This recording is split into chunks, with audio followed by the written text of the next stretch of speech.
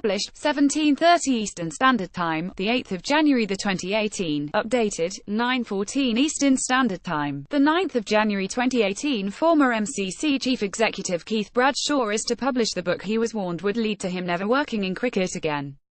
Bradshaw was first going to write an account in 2011 about his frustrating time at Lord's, where his visionary attempts to renovate the stadium and introduce a franchise T20 competition were blocked by the reactionary MCC Blazers at every turn. Since then, Bradshaw, who has been fighting cancer for 9 years, has moved back to Australia to become CEO of South Australian Cricket and play a major role in modernising the Adelaide Oval into a multi-sport global showcase, mixing the old with the new as Lords could have done. Former MCC chief executive Keith Bradshaw will publish a book about his time at Lord's. Adelaide's success story, which has enhanced Bradshaw's reputation, has also emboldened him to finish his life story, to be published later this year, that could cause major embarrassment at Lord's.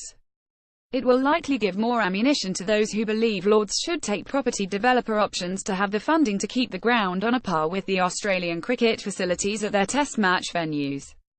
Bradshaw is also likely to reveal more about former MCC chairman Sir Michael Jenkins being keen around 2001 on examining the benefits of the club building a new super stadium away from Lord's, but not wanting to go public over such a revolutionary proposal. He is now CEO of South Australian Cricket and played a role in modernising the Adelaide Oval. It is hard to believe that England's unaccountable national selector James Whittaker, who does his best to keep away from the media to the extent he hasn't done a single interview while he has been in Australia for the bulk of the Ashes, invented the team huddle as Leicestershire's county championship winning captain in 1996. MCC grandees Peter Lever, former Premier League chief executive, and His Honour Judge Nigel Peters will be rushed off their feet throughout the Lord's Test against Australia in 2019, trying to reciprocate the lavish hospitality they have tucked into with so much gusto seemingly at every day of the cricket in Melbourne and Sydney.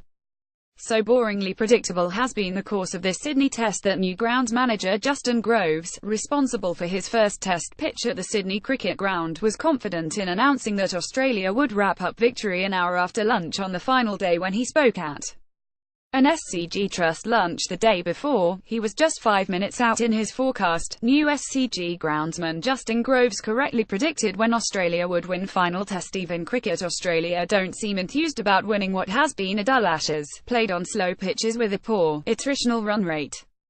4 years ago there was an Ashes celebration function with then Prime Minister Tony Abbott outside the Sydney Opera House.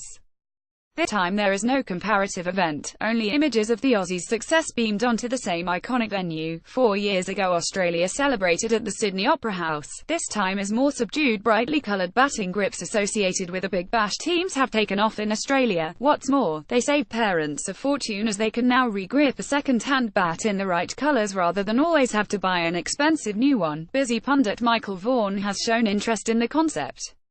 Those who have followed your Sports Agenda columnist's troubles with Shane Warne and Ian Chappell over the years should know that relationships have improved from obscene verbals to silent looks of utter disdain when paths cross.